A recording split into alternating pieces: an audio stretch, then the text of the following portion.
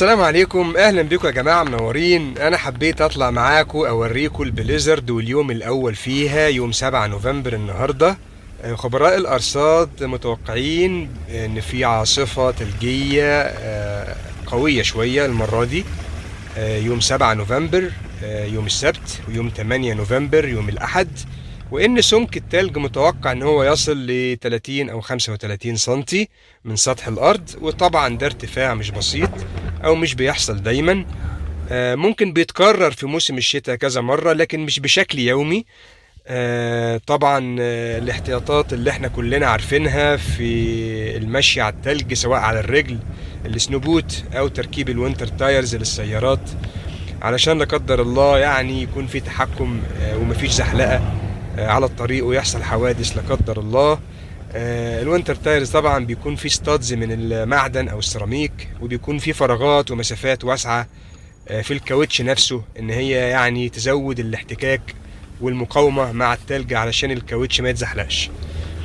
ربنا يسترها مع الناس كلها، ويكون كل الناس بخير يا رب، ويحفظنا جميعا من شر الطريق والحوادث والمشاكل اللي ممكن تحصل في اجواء زي كده. طبعا يعني عموما الناس اللي هي يعني تقدر تنتظر في البيت او في اماكنها، ان مفيش حاجة، الناس اللي ما عندهاش اضطرار ان هي تطلع بره في اجواء زي كده السليبري رودز يكون افضل. انما اللي طبعا عنده مشوار او بيطلع في شغل او بيمشي بيجيب طلب، فان شاء الله الدنيا مش صعبة. زي ما احنا شايفين العربيات بتعمل مسار او تراك مكان التايرز او الكاوتش على الاسفلت.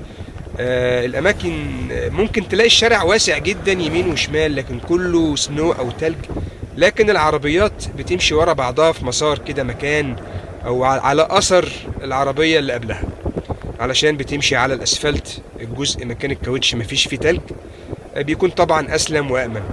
زي ما انتم شايفين معايا كده الدنيا كلها اتكست باللون الابيض، لون التلج الجميل ده، ومع السماء تحس كده ان الارض يعني مستمرة مع السماء او السماء لازقة في الارض. سبحان الله، من بعيد كده تحس ان هو جدار ابيض او حتة واحدة كده، جزء واحد. الشجر اللي كان اخضر في الربيع والارض كانت كلها يمين وشمال لون اخضر، زي ما احنا شايفين معظم اوراق الشجر وقعت.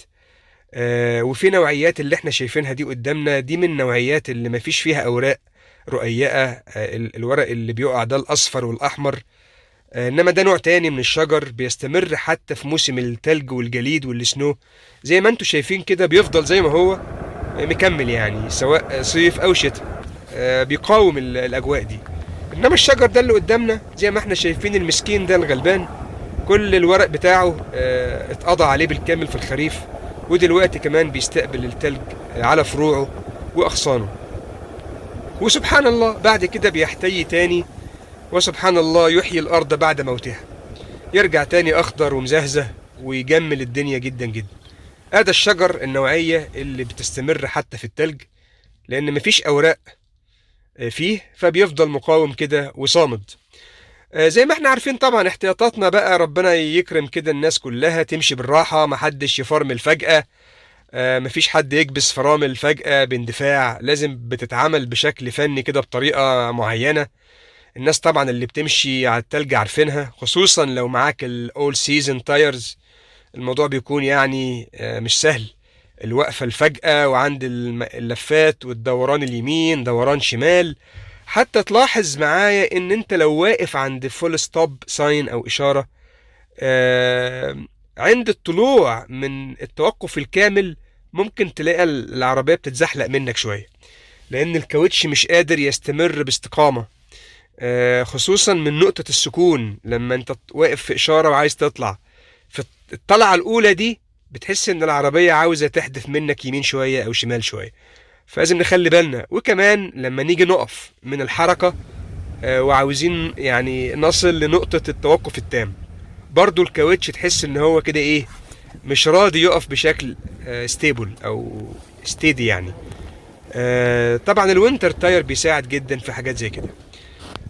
حبيت اطلع معاكم واوريكم شكل التلج. طبعا التلج بينزل من السماء باشكال هندسية مختلفة عن بعضها.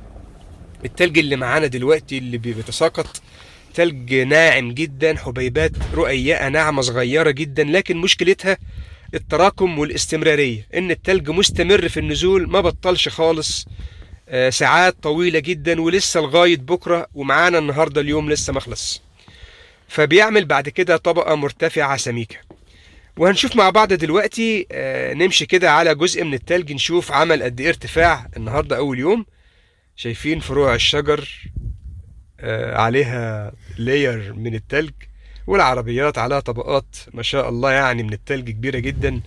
اي سيارة راكنة بره من غير جراج لازم بقى الناس الله يعينها تشيل التلج الاول قبل ما تسوق العربية وتمشي.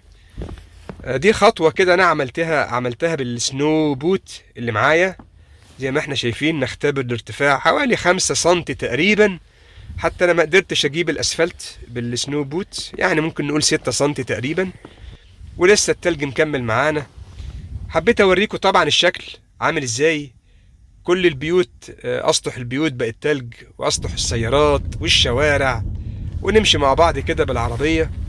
طبعا مهم جدا ان الكونديشن دي السليبري رود كونديشنز الناس تتبع بقى التعليمات عشان نكون سيف. السرعة تكون قليلة، ويبقى التايرز الهواء اللي في الكاوتش يكون مظبوط، لا قليل ولا عالي جدا، علشان نكون ماشيين بأمان. وحتى كمان عشان تحافظ على جودة الكاوتش نفسه، ما يتاكلش او يحترق من الاطراف او من منتصف، حسب يعني وضع الكاوتش والهواء اللي فيه عامل ازاي.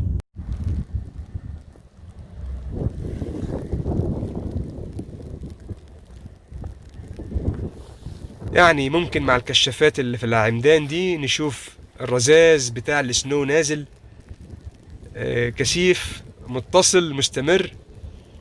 والعربيات طبعا لازم تكون بقى ايه، لو واحد راكن كتير في ماينس، يعني هو الحرارة دلوقتي تقريبا ماينس 4، مش عالية قوي، لكن على كل حال لازم الموتور نحافظ على حرارة الموتور علشان الليكويدز اللي في الموتور ما تبدأش لزوجتها تقل، والموتور يبدأ يتضر لو انت دورت السيارة وعايز تمشي فجأة.